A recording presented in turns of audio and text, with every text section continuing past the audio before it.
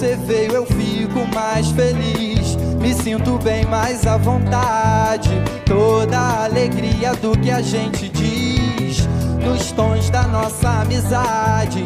E aonde quer que a gente vá, tão bom que esteja todo mundo junto pra cantar. Tão bom quando que a gente transforma esse lugar. Tão bom que esteja todo mundo junto pra cantar. Tão bom quando que a gente transforma esse lugar. É ou não é?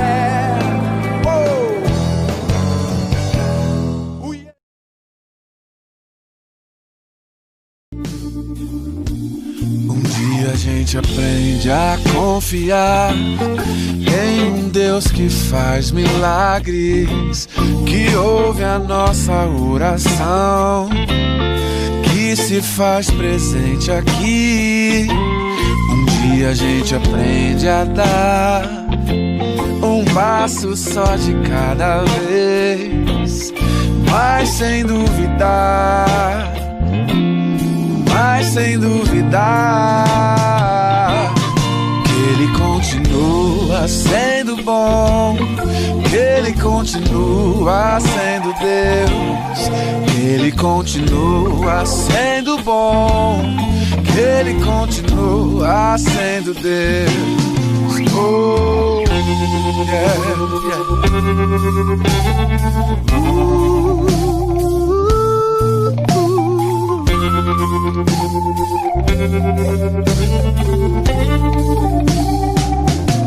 Então chega o dia de viver tudo que se aprender e a enxergar até o que não se pode ver. Chega o dia de entender, até ouvir o não de Deus, mas sem duvidar, oh, mas sem duvidar que Ele continua sendo bom, que Ele continua sendo Deus, que Ele continua sendo bom, que Ele continua sendo Deus, que Ele continua sendo bom, que Ele continua sendo Deus, que Ele continua sendo bom, que Ele continua sendo Deus.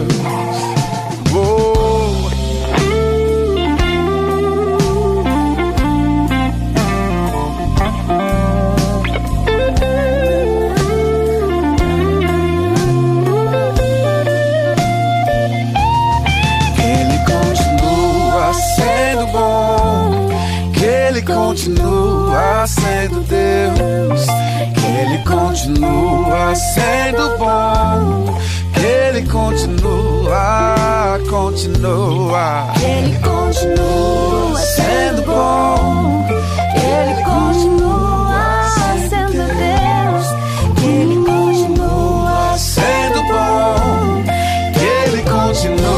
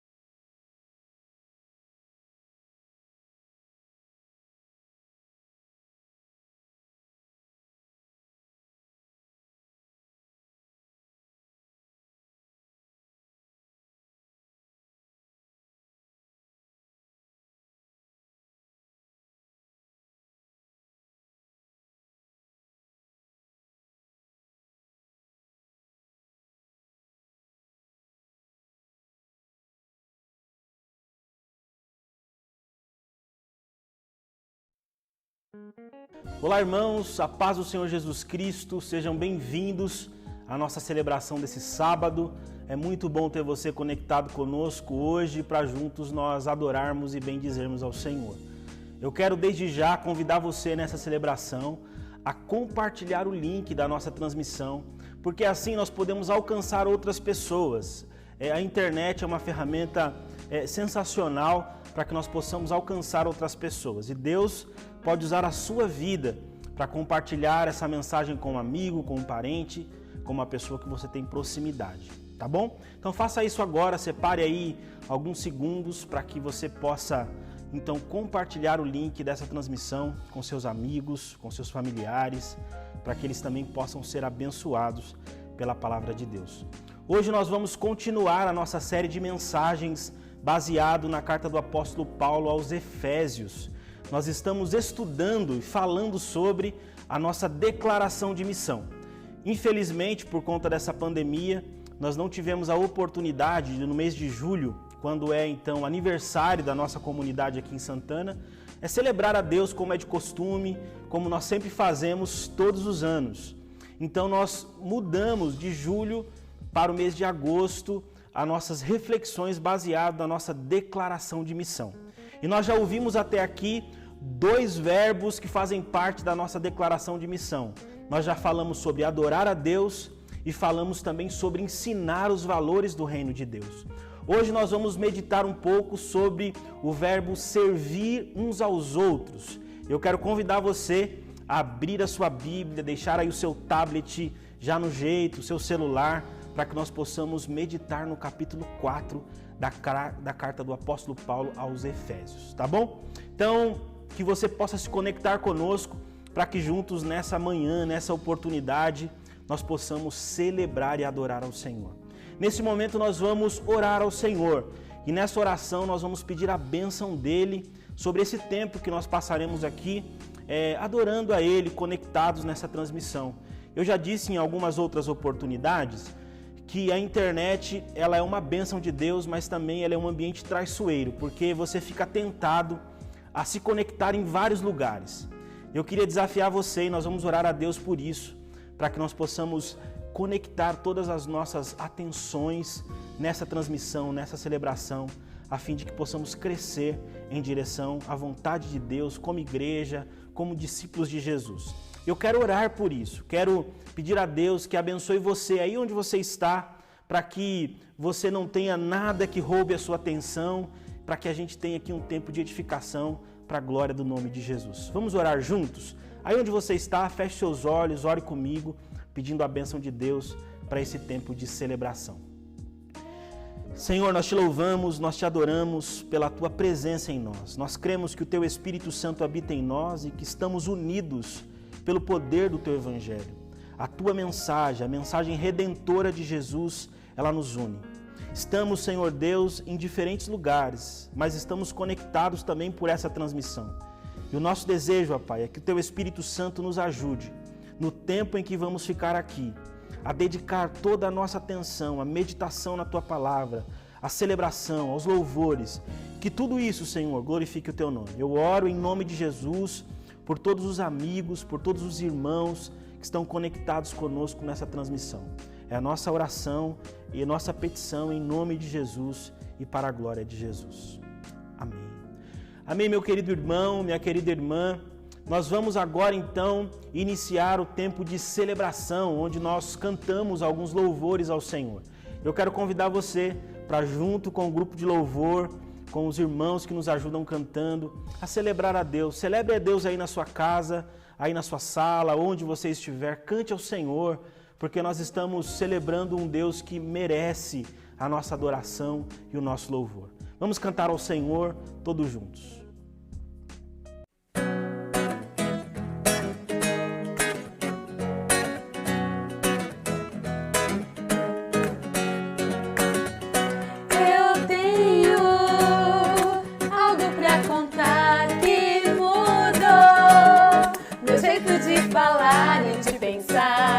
Mudou meu jeito de enxergar. Agora eu consigo ver muito mais, consigo entender o que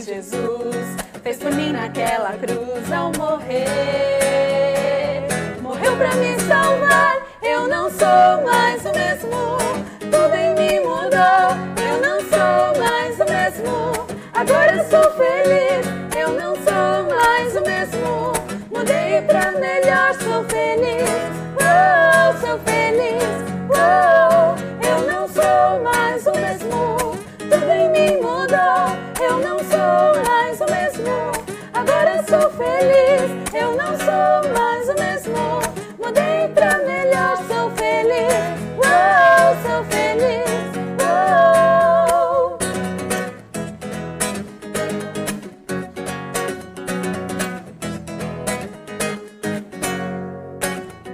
Eu tenho algo pra contar que mudou meu jeito de falar e de pensar. Mudou meu jeito de enxergar.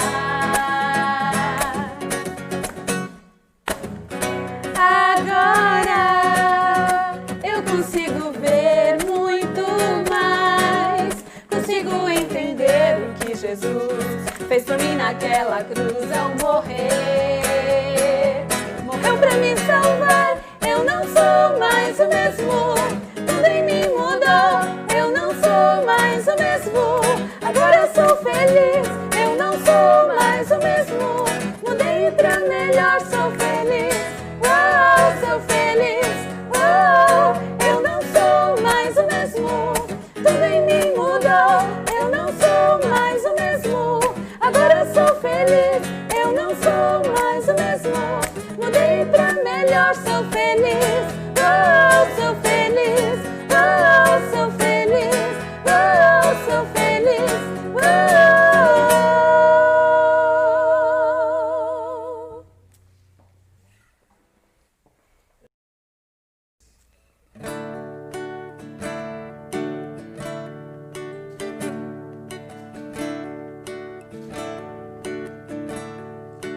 Ele não tinha qualquer beleza ou majestade para nos atrair.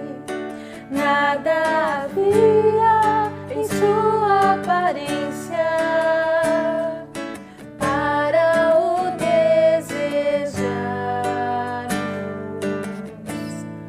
O mais rejeitado dentre os homens, ainda assim carregou nossas dores.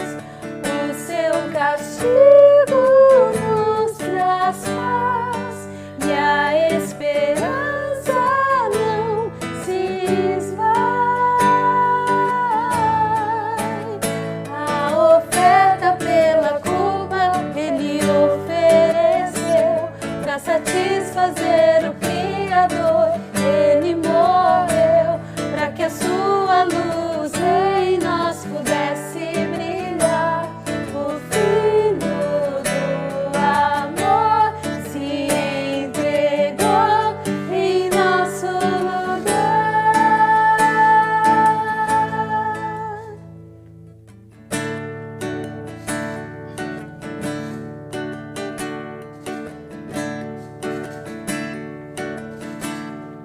O mais rejeitado dentre os homens, ainda assim carregou nossas dores. O seu castigo nos traz paz e a esperança não se esvai. A oferta pela culpa ele ofereceu para satisfazer o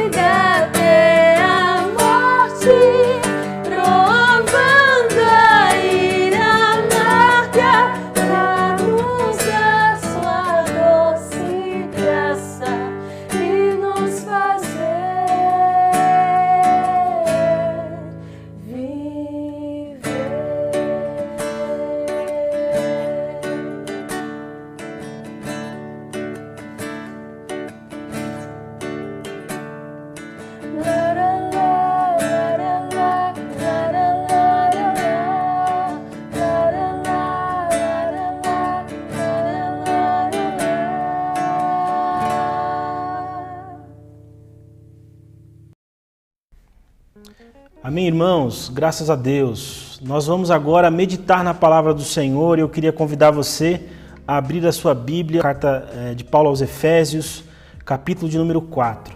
Como eu disse no início dessa transmissão, nós estamos estudando essa carta na perspectiva da nossa declaração de missão.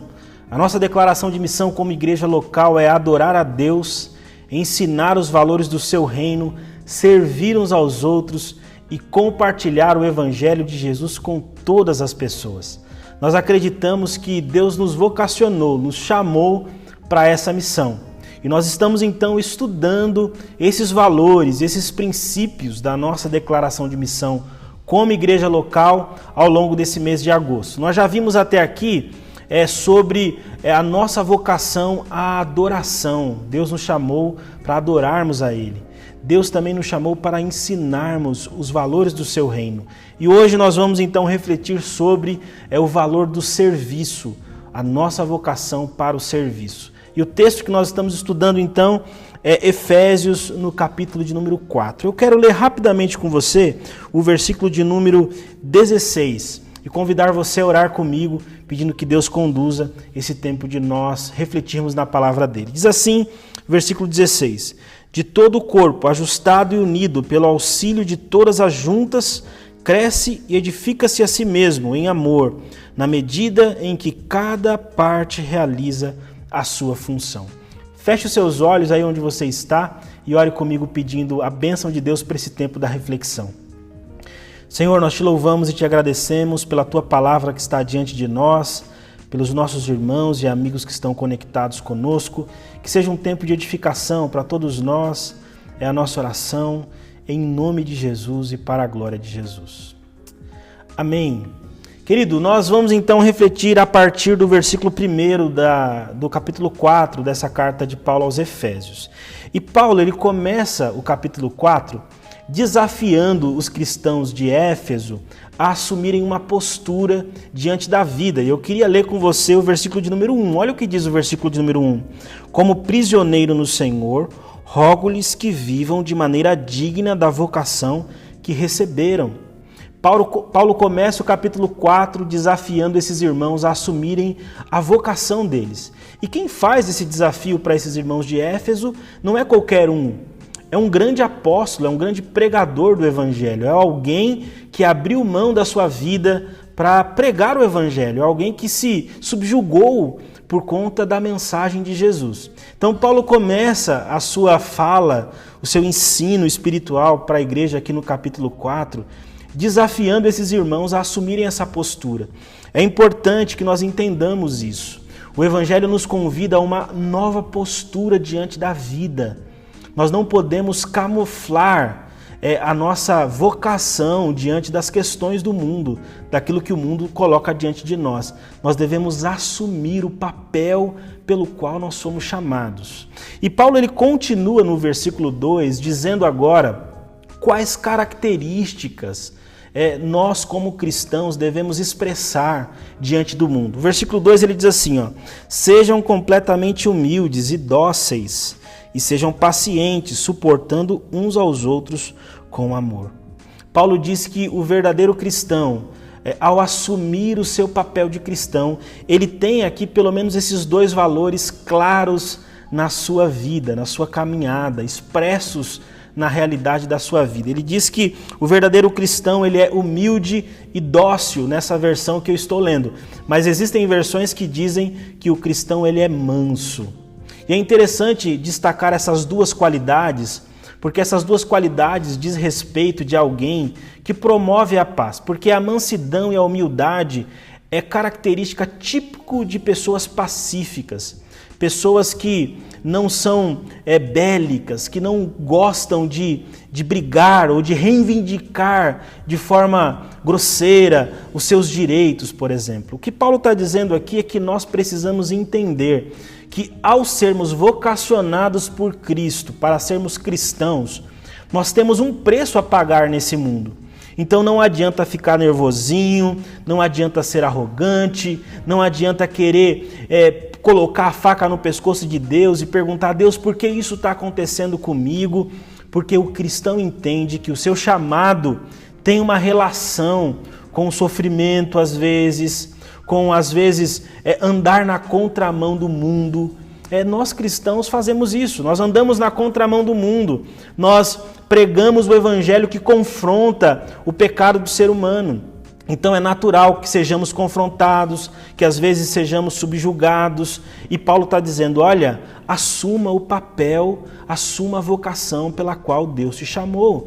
E às vezes na jornada da sua vida você vai se deparar com algumas situações em que você vai ter que abrir mão de alguma questão por conta do evangelho.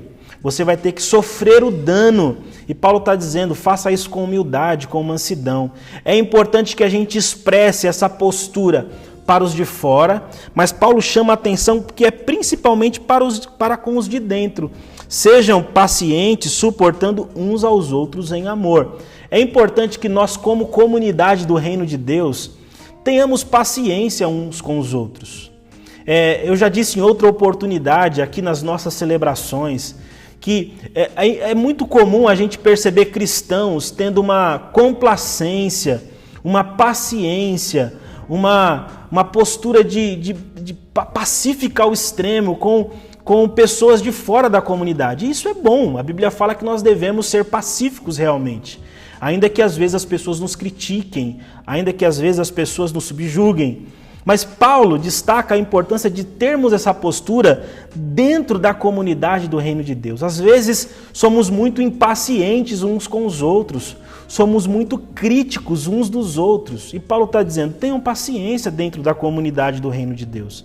Então aqui nós já aprendemos, lá no início da carta, Paulo nos desafiando, assim como desafiou a igreja de Éfeso, a ter uma postura de amor de uns para com os outros. Na verdade, isso é um reflexo do amor que sentimos pelos nossos irmãos. Às vezes nós temos um irmão que é um pouquinho mais irritante, um ponto ou outro, é um pouco mais crítico. E Paulo diz assim, amem uns aos outros, suportem uns aos outros, tenham paciência uns com os outros. Porque isso, meus irmãos, é característica de quem é cristão, foi lavado, comprado e remido por Jesus Cristo. E aí na sequência, no versículo 3, Paulo convida a igreja a olhar para uma das qualidades mais sublimes da igreja de Cristo. Aí Paulo começa então a falar sobre a importância da unidade. Paulo trabalha agora nos próximos versículos, do versículo 3 ao versículo 7, ele vai falar sobre a importância da unidade, dessa qualidade fundamental, inerente à igreja de Jesus. E ele diz assim, façam todo o esforço para conservar a unidade do Espírito pelo vínculo da paz. Há um só corpo e um só Espírito, assim como a esperança para a qual vocês foram chamados é uma só. Há um só Senhor, uma só fé, um só batismo, um só Deus e Pai de todos, que é sobre todos, por meio de todos e em todos. Versículo 7, Paulo diz assim, e a cada um de nós foi concedida a graça, conforme a medida repartida por Cristo. Paulo, então, começa a trabalhar nesse trecho a importância da igreja entender e viver a unidade cristã, a unidade em Cristo. Alguns estudiosos chamam esse capítulo do capítulo da unidade. E não é por menos, porque aqui nesses versos Paulo expressa exatamente isso, a importância de vivermos em unidade. E essa unidade ela foi conquistada por meio de Jesus Cristo. E aqui eu queria destacar rapidamente uma reflexão que me chama a atenção nesse texto de Efésios capítulo 4, nesse trecho aqui do versículo 3 ao 7. Paulo fala sobre unidade nesse texto. Mas que tipo de unidade que Paulo está falando aqui? Não é uma unidade qualquer, uma unidade barata, uma unidade pragmática, política, onde nós expressamos um discurso para ficarmos bem com todo mundo. Paulo não está falando de uma unidade humana, aparente, sabe aquele tipo de unidade onde está todo mundo junto, aí as pessoas dizem, nossa, como é bom estar com você, mas às vezes é da boca para fora. Paulo não está falando desse tipo de unidade. Essa unidade humana, política, Paulo está falando de um tipo de unidade que foi conquistada por Jesus Cristo. Jesus é quem promove essa unidade, é o sacrifício dele que une a igreja. E é isso que Paulo está tentando, dentro do contexto desse capítulo, expressar para a igreja, ensinar a igreja, mostrar à igreja.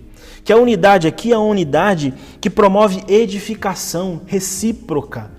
Nós nos esforçamos para manter a unidade. É isso que Paulo fala no versículo 3. Nós temos que nos esforçar para conservar essa unidade. Olha só que coisa interessante.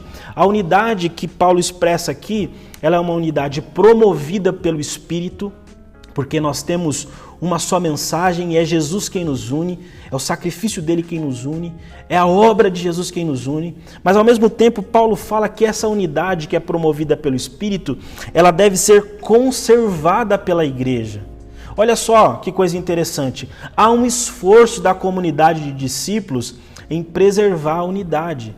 Então Paulo está desafiando a mim e a você e desafiou a igreja de Éfeso nesse tempo a ter uma postura de esforço em relação à unidade. O que isso significa? Tem que ter paciência, tem que ter calma, tem que colocar a bola no chão, tem que saber às vezes engolir alguns sapos diante da realidade do contexto da comunidade. Infelizmente, nós vemos no contexto religioso, de forma geral, pessoas indignadas com a igreja, pessoas sem paciência, pessoas que não lutam para preservar a unidade. Enquanto isso, Paulo está nos orientando, olha, a unidade que foi derramada sobre vocês, a unidade que é orgânica, que faz parte daquilo que vocês são, vocês precisam valorizar ela. E como vocês valorizam?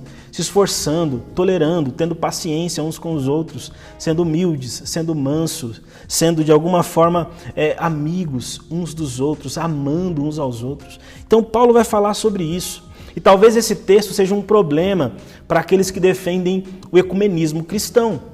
Aqueles que defendem que os cristãos, por uma mensagem mais politicamente correta, devem dar as mãos a todas as outras religiões e pregar uma mensagem única de amor, de paz e de fraternidade. Obviamente que essa mensagem é uma mensagem politicamente correta. Mas o que Paulo está dizendo aqui, que a mensagem que nos distingue de outras religiões é a mensagem do Evangelho de Jesus. Nós não relativizamos a cruz, nós não relativizamos a mensagem do Evangelho. O que nos distingue é o nosso Senhor, porque foi Ele que conquistou a unidade por nós. Então, irmãos, é importante que a gente diga que a unidade promovida pelo Espírito tem Jesus Cristo como centro dela. Se alguma outra religião negar a divindade de Jesus, se alguma outra igreja, cristã ou não, negar quem Jesus Cristo é e a centralidade dele na obra redentora de Deus na humanidade, nós devemos rechaçar e não nos unirmos a esse tipo de discurso. Ainda que essas pessoas ou esse tipo de argumento promova outras ações de paz, nós entendemos pela Bíblia que Jesus é quem nos une. E a partir dele, nós vivemos a vida e a prática cristã. É a partir da redenção de Cristo que nós amamos mais, que nós servimos mais, que nós cuidamos mais uns dos outros, que nós protegemos as pessoas, que nós acolhemos aqueles que mais necessitam. É a partir de Jesus que assumimos a nossa vocação de lutar por aquilo que o reino de Deus defende. Então essa unidade que Paulo está falando aqui é uma unidade promovida pelo Espírito Santo, por meio do sacrifício de Jesus Cristo, e ela gera paz no nosso coração. Paz no nosso coração. Isso é tão evidente para Paulo nesse texto, que na sequência, a partir do versículo 8, ele traz à memória da igreja de Éfeso a obra redentora de Jesus Cristo. Olha o que Paulo fala no versículo 8, ele diz assim: por isso é que foi dito, quando ele subiu em triunfo às alturas, levou cativo muitos prisioneiros e deu dons aos homens. Versículo 9, que significa ele subiu, senão que também havia descido às profundezas da terra. Aquele que desceu é o mesmo que subiu, acima de todos os céus, a fim de encher todas as coisas. Algumas pessoas leem esse texto e querem criar uma polêmica que não existe no texto. O que é importante dizer aqui? Que Paulo está trabalhando a importância da comunidade do reino de Deus assumir o seu papel como igreja. E ele fala isso no versículo 1 e no versículo 2. Depois ele destaca acerca da unidade promovida pelo Espírito, da unidade da mensagem do Evangelho, essa unidade que foi conquistada por Cristo e que promove a paz entre os irmãos, que promove a paz entre o homem e Deus por conta do Evangelho. E aí agora ele vai falar no versículo 8, 9 e 10 acerca dessa obra gloriosa de Jesus. E o que Paulo faz aqui? Ele não está sendo literal nesse texto. Paulo, porque quando nós lemos esse texto, a imagem que nos vem à mente é Jesus indo ao inferno, é Jesus subindo ao céu. Mas o que Paulo está ensinando aqui? Ele está trazendo aqui para a gente uma figura comparativa, olhando para o Antigo Testamento. Olha só como ele começa o versículo 8. Por isso é que foi dito. Ele faz uma citação, e ele está citando o que aqui? Ele está citando o Antigo Testamento, ele está citando o Salmo 68, verso 18. E a expressão do Salmo 68, verso 18, é exatamente a expressão que Paulo cita aqui no versículo 8. E o que Paulo está querendo ensinar aqui nesse verso? Ele mostra para a gente, e a figura aqui é a figura de um rei que venceu uma batalha. Esse rei venceu uma batalha, destruiu seus inimigos, e segundo a tradição, segundo o contexto em que Paulo está escrevendo, esse rei agora tem o direito sobre os despojos.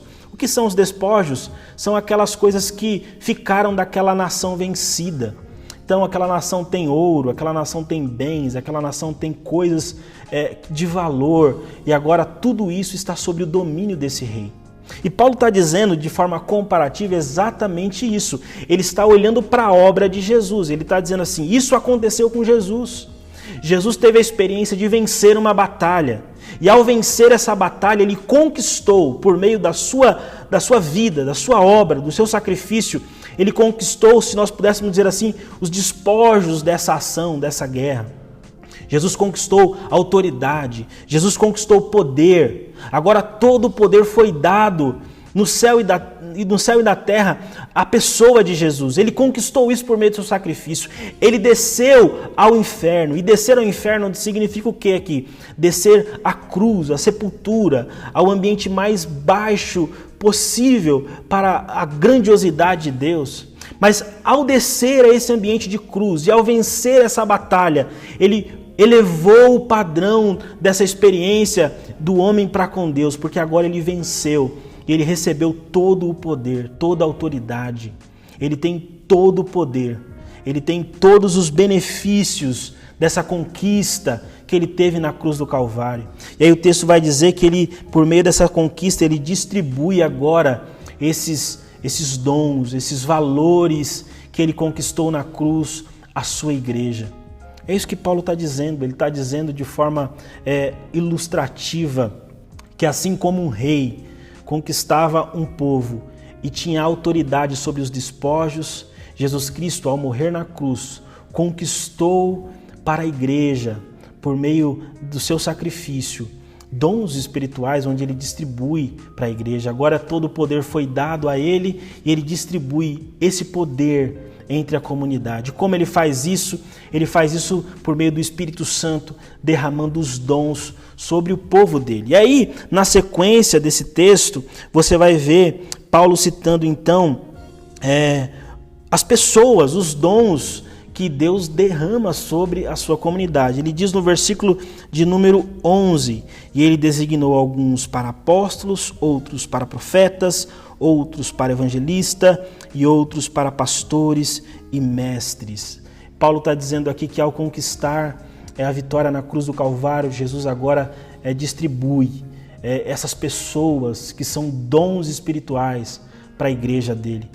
Aí ele diz qual é o propósito dessas pessoas no versículo 12, com o fim de preparar os santos para a obra do ministério, para que o corpo de Cristo seja edificado. Olha que coisa bonita, irmãos, que coisa extraordinária. Por meio do sacrifício de Jesus, agora os dons espirituais foram derramados sobre a igreja, sobre o povo de Deus. E esses dons espirituais que foram derramados sobre a igreja, ele tem uma função. E qual é a função dos dons? A função dos dons é promover edificação no corpo de Cristo. Nós aprendemos com esse texto que todos nós temos acesso a essa experiência dos dons. Deus derrama sobre a sua igreja dons espirituais. Nós aprendemos com esse texto que cada um tem uma função no corpo de Cristo. O versículo 11 diz que Deus designou alguns para apóstolos, outros para profetas, outros para evangelistas, outros para pastores e mestres. O texto está me ensinando que é impossível uma pessoa exercer todas as funções. É impossível uma pessoa exercer todas as funções. Entretanto, cada uma tem um papel específico. Não é possível uma pessoa fazer tudo, mas é possível que juntos nós podemos servir uns aos outros. O apóstolo Paulo está me ensinando aqui que os dons que são derramados por Cristo na igreja dele, eles servem para edificar a igreja. Versículo 12 diz isso: com o fim de preparar os santos para a obra do ministério, edificar a igreja. Paulo ensina que os dons foram derramados com o propósito do nosso amadurecimento. Ele diz isso no versículo 14, olha, o propósito é que não sejamos mais como crianças. Os dons são derramados sobre a igreja de Jesus Cristo, para que nós possamos amadurecer. E como isso acontece? Quando um pastor ou um irmão ensina um texto bíblico onde nós somos edificados, há um crescimento espiritual. Quando nós ouvimos uma pregação profética de alguém usado por Deus com esse dom profético de falar contundentemente acerca do Evangelho de Jesus, nós somos impactados e transformados por essa mensagem. O apóstolo Paulo está falando que Deus derramou os dons sobre a igreja para que a igreja amadurecesse.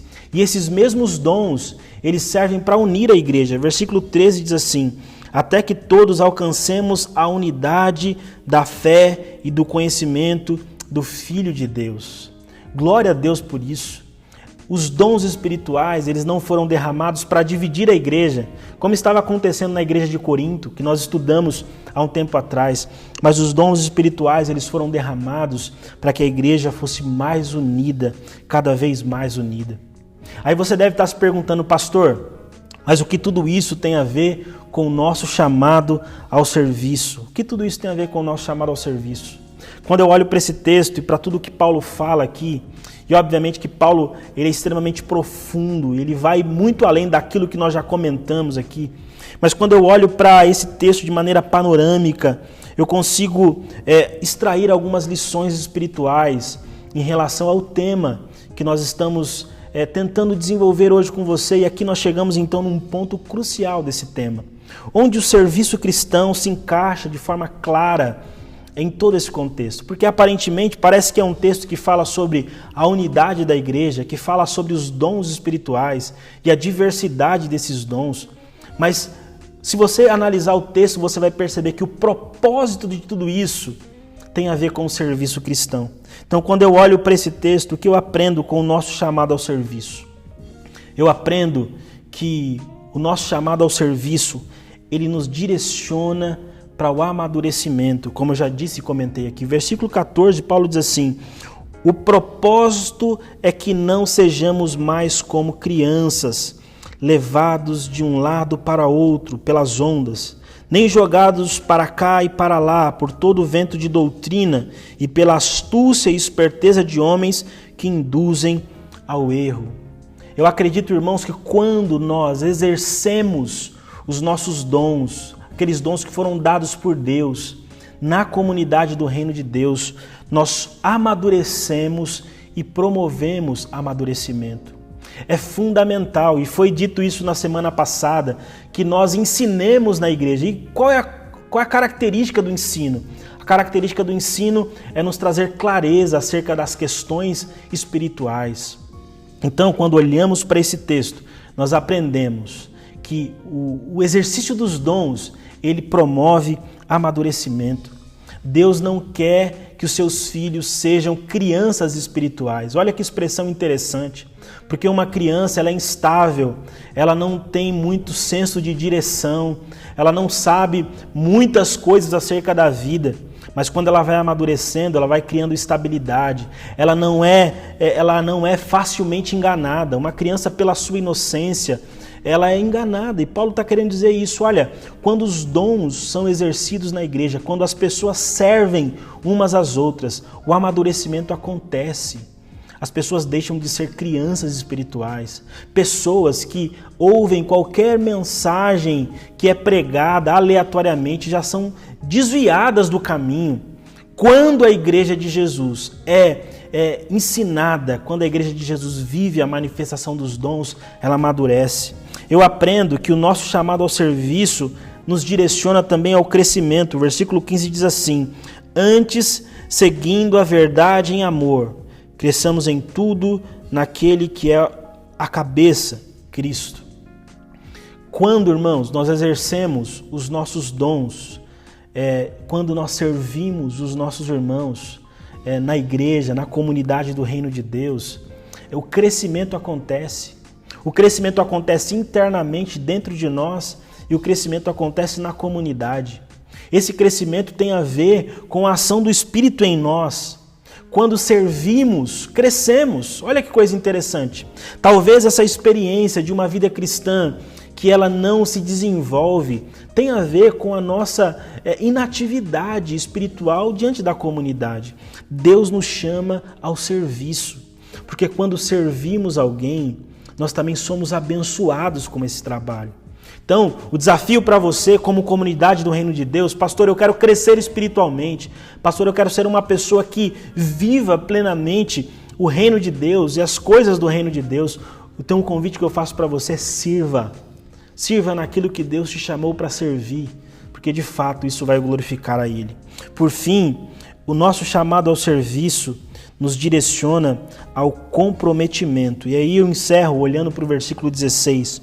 O apóstolo Paulo diz assim: dele todo o corpo, ajustado e unido pelo auxílio de todas as juntas, cresce e edifica-se a si mesmo em amor, na medida em que cada parte realiza a sua função. Olha que coisa interessante. Paulo enfatiza aqui, e eu queria enfatizar com você o versículo de número 16, a parte final. Na medida em que cada parte realiza a sua função. Queridos, quando nós entendemos o nosso papel no corpo de Cristo, quando nós assumimos esse chamado que Deus nos fez, de viver em unidade, de servir a Ele por meio dos dons que Cristo nos deu, quando nós fazemos isso, nós nos comprometemos com a missão de Deus. Nós nos comprometemos com aquilo que Deus espera de nós. E a expressão que ele usa aqui, ela é uma expressão que me chama a atenção. Na medida em que cada parte realiza a sua função. Você já parou para pensar que a igreja é um corpo, é uma comunidade? Jesus faz essa comparação ao longo do Novo Testamento. Nós somos uma comunidade. E aí Paulo fala no versículo 11 que uns foram chamados para apóstolos, outros para pastores, outros para profetas, outros evangelistas e outros mestres. Cada um tem um papel no corpo de Cristo. Se todos nós nos comprometermos com a nossa missão, com a nossa vocação de servir, certamente a igreja vai ser abençoada. O ambiente da comunidade do reino de Deus vai ser um ambiente agradável, um ambiente edificante. Eu queria que você parasse para pensar nisso. Pensa comigo, olha, Paulo cita pelo menos aqui 5 dons, ou 5 pessoas dons, ou 5 manifestações de Deus na comunidade dele. E obviamente que essa não é uma lista fechada. O apóstolo Paulo, ele coloca aqui como sendo os principais campos, os principais áreas de atuação no corpo de Cristo. E aí eu vou usar um exemplo pessoal. Se você é membro da nossa igreja em Santana e me conhece um pouco, Paulo, por exemplo, cita aqui 5 dons. Dons que o corpo de Cristo se encaixa dentro desses 5 dons, dessas áreas ministeriais. Paulo fala sobre apóstolo, Paulo fala sobre profeta, Paulo fala sobre pastor, Paulo fala sobre evangelista, Paulo fala sobre mestre. Olhando para essas 5 características, qual dessas características, você que tem uma relação e conhece a nossa comunidade, me conhece como pastor dessa igreja, qual dessas características, na sua opinião, eu expresso no meu ministério aqui como pastor dessa igreja? Coloca aí nos comentários. O apóstolo é aquele cara que tem a visão, que gosta dos novos projetos. O pastor é aquele que aconselha, é aquele que abraça, é aquele que visita. O evangelista é aquele que vai atrás da alma, que busca a pessoa, que fala de Jesus. O profeta é aquele que prega contundentemente, aplica as verdades do reino de Deus de maneira contundente na igreja. O mestre é aquele que ensina sistematicamente o evangelho. Então, a gente tem aqui a expressão de forma clara do ambiente da comunidade do reino de Deus e das áreas em que as pessoas estão ministrando e sendo usadas nesse reino. E aí eu trago aqui o meu exemplo. Qual dessas áreas você acha que eu me encaixo mais como pastor? Eu poderia dizer para você, quando eu olho para esse texto, eu me vejo dentro desses dons, muito próximo do dom do apostolado. Eu acho que eu tenho essa característica de ser alguém que pensa nos projetos, alguém que quer ver a expansão da igreja. Eu me apaixono por isso. Eu gosto de movimentar as coisas, a fim de alcançar outras pessoas e de expandir o evangelho, o reino de Deus. Essa é uma característica para mim, olhando para esse texto e para a minha vida, uma autoanálise. Eu acho que eu tenho uma tendência ao dom do apostolado, como dom, obviamente. Eu me vejo também, me identifico muito com o dom de profeta. Se fosse colocar numa sequência, talvez fosse apóstolo e profeta. Eu entendo que Deus me chamou para, de alguma forma, pregar contundentemente. Eu tenho essa característica, eu sou extremamente contundente, às vezes, naquilo que eu falo. E não é fácil, às vezes, administrar depois algumas das minhas falas. Mas eu tenho tentado exercer o meu dom segundo a vontade de Deus. Quem sabe, até por ofício, eu me esforce também para trabalhar como mestre na igreja, porque é um papel do pastor ensinar. Então, em algum ambiente dentro da comunidade do reino de Deus, eu exercito o dom do ensino. Entretanto, não sei se você reparou, que existem dons que talvez eu, como pastor, não consiga alcançar.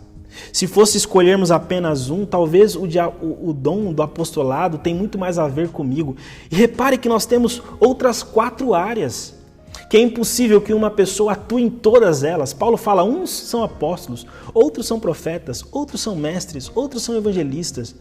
Então repare você que a igreja, ela tem diversidade de dons e pessoas que atuam em diversos dons, em diversas áreas.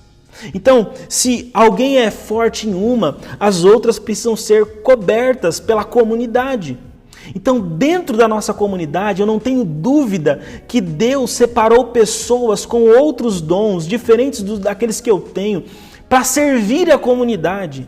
E talvez agora eu esteja falando para alguém que sabe que tem um dom numa dessas áreas, que pode ajudar no aconselhamento, a abraçar as pessoas, a orar pelas pessoas. Alguém que tem vocação de evangelização, que gosta de convidar os amigos, os parentes para ouvir o evangelho. Alguém que gosta de ensinar, que são mestres exímios, pessoas dedicadas ao ensino das Escrituras. Nós temos diversidade dos dons. E o que Paulo está nos desafiando aqui no versículo 16 é para que cada um exerça o seu dom, para que o corpo de Cristo continue cumprindo a sua missão. Se cada parte fizer a sua função, todos nós vamos ganhar como comunidade. Nós não estamos refletindo nesse mês sobre esse valor do serviço por uma questão meramente administrativa da igreja. Nós acreditamos verdadeiramente que Deus nos chamou para servirmos uns aos outros e para servirmos esse mundo. Deus nos chamou para que através dos nossos dons, da nossa vocação, nós pudéssemos alcançar outras pessoas. Independentemente da circunstância, Deus nos capacita para cumprir essa missão. Então eu queria desafiar você a olhar para esse texto nessa perspectiva também. Jesus Cristo nos chama, por meio do apóstolo Paulo, nos desafia a assumirmos a nossa vocação. Nós somos vocacionados para ser uma expressão do reino de Deus nesse mundo. Nós somos vocacionados para vivermos em unidade. Fomos vocacionados por conta da obra de Jesus. E esse Jesus que morreu na cruz derramou sobre nós dons, derramou sobre nós talentos, para que nós possamos servir a igreja dele. E esse é o nosso desafio como igreja local. A minha oração é que você, membro da Igreja de Santana, você amigo, amiga que está nos acompanhando nesse momento, se desperte a isso, a viver uma vida de serviço, servir as pessoas, servir uns aos outros. Porque quando servimos uns aos outros, nós amadurecemos. Quando servimos uns aos outros, nós crescemos. E quando servimos uns aos outros, nós nos comprometemos ainda mais com a missão do reino de Deus. Deus abençoe você. Eu quero orar por você e pedir a bênção de Deus sobre a sua vida e que essa palavra ela permaneça de alguma forma no seu coração, que você pense sobre aquilo que Deus falou conosco nessa oportunidade. Feche seus olhos que eu vou orar por você. Senhor, nós te louvamos e te agradecemos pela tua palavra. Reconhecemos que somos pecadores e falhos, mas o Senhor é um Deus bom, misericordioso. Por isso nós pedimos, nos ajuda a olhar para esse texto e enxergar a importância de exercermos os dons e talentos que o Senhor tem nos dado em prol do teu reino, em prol da missão. Eu peço em nome de Jesus que cada amigo, amiga, irmão e irmã que está nos ouvindo nessa oportunidade sejam desafiados a exercer, ó Pai, o dom que Deus lhe deu. Que ele, que ela possa se envolver nessa missão, a fim de que a tua igreja continue avançando, o teu reino continue avançando e a tua palavra seja pregada a todas as pessoas. É a nossa oração em nome de Jesus e para a glória de Jesus. Amém.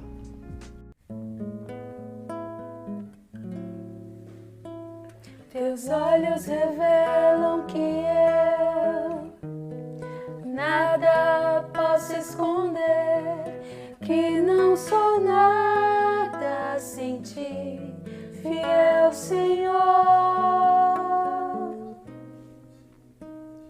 Tudo sabes de mim, quando sondas meu coração, tudo podes ver bem dentro de mim. Leva minha vida a uma só verdade, que quando me sondas, nada posso ocultar. Sei que a tua fidelidade leva minha vida mais além do que eu possa imaginar. Sei e não posso negar que os teus olhos sobre mim me enchem da tua paz. Teus olhos revelam que eu nada posso esconder, que não sou nada sem ti, fiel Senhor. Tudo sabes de mim, quando sondas meu coração, tudo podes ver bem dentro de mim.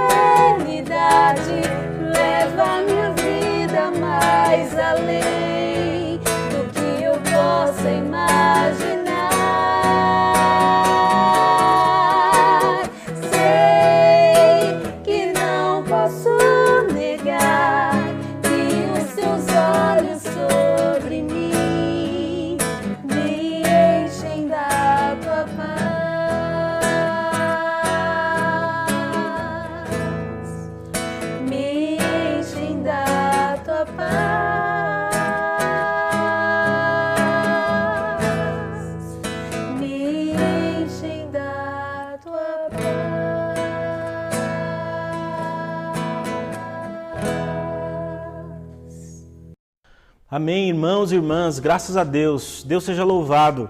A nossa oração é que essa palavra tenha falado diretamente ao seu coração. Nesse momento da nossa celebração, nós separamos para um tempo de ofertas ao Senhor. Nós entendemos que ofertar ao Senhor é uma prática cristã.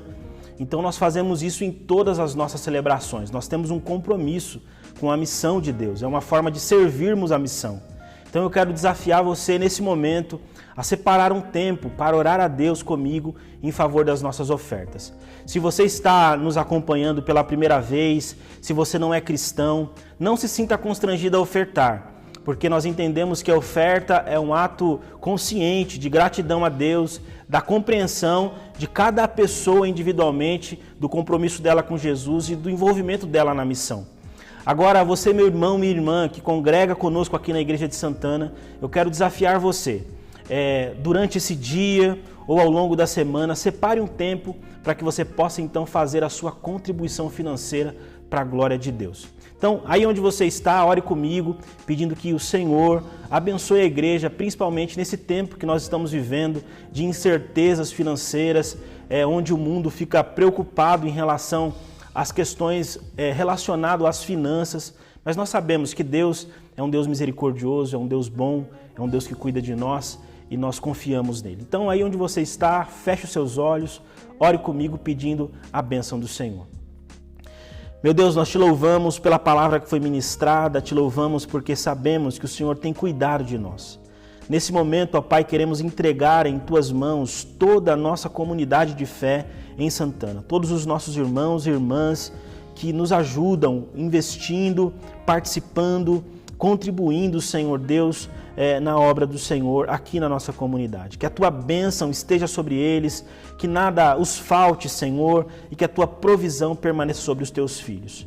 Oramos também por aqueles que não podem ofertar, que eles sejam alcançados por Tua misericórdia, por Tuas bênçãos, e que em tempo oportuno, Senhor, eles tenham condição de ofertar ao Senhor e de agradecer também ao Senhor por meio das ofertas, por tudo aquilo que o Senhor tem nos feito. Eu te agradeço por tudo, porque sei que a nossa vida, tudo aquilo que somos e temos, vem de Ti e está em Tuas mãos. Continue cuidando de todos nós, nos sustentando, é a nossa oração em nome de Jesus e para a glória de Jesus. Amém. Amém, querido irmão e irmã, que Deus te abençoe, que Deus continue fazendo com que o seu sustento seja provido por Ele para a glória de Jesus. Nós estamos chegando ao final da nossa celebração, mas antes eu queria lembrar você que nós encaminhamos no grupo da nossa igreja, da nossa comunidade, algumas informações em relação ao projeto Promessa Solidária. O projeto Promessa Solidária, ele continua ainda ao longo desses próximos meses. O que é o projeto Promessa Solidária? É um projeto de assistência às pessoas que mais precisam nesse momento em que o mundo tem vivido uma escassez, tanto no trabalho, as pessoas têm enfrentado dificuldade financeira e a nossa igreja local tem participado então de um projeto promovido pela nossa instituição, que é um projeto que ajuda as pessoas que mais precisam nesse tempo difícil que nós estamos vivendo. Nós tínhamos como regra de arrecadação de alimentos e de mantimentos para esse projeto, nós tínhamos como regra todos os sábados das 10h30 até as 13h30. Nós fizemos um ajuste nesse horário. Então, nós vamos agora recepcionar aqui a sua doação todos os sábados das 13h30 às 14h30.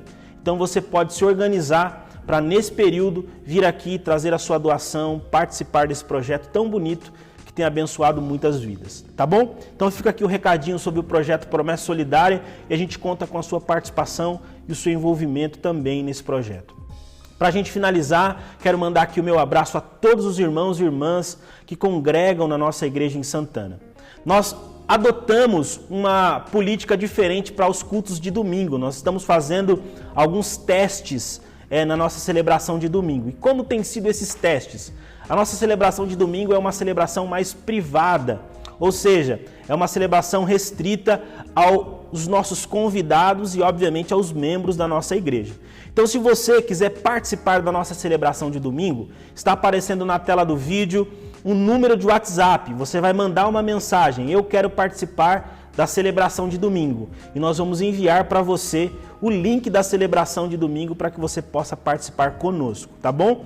Aos nossos irmãos e irmãs, vocês sabem que nós compartilhamos o link no grupo de WhatsApp da igreja e também todos os celulares cadastrados no nosso banco de dados aqui, tá bom? Então fica esses 2 recadinhos aí, que você possa se conectar conosco, participar das nossas celebrações, porque nós sabemos que mesmo nesse tempo difícil, Deus continua conosco, Deus continua usando a igreja dele para alcançar outras pessoas. Deus abençoe você, fique com Deus, tenha um excelente sábado e até a nossa próxima celebração. Um abraço!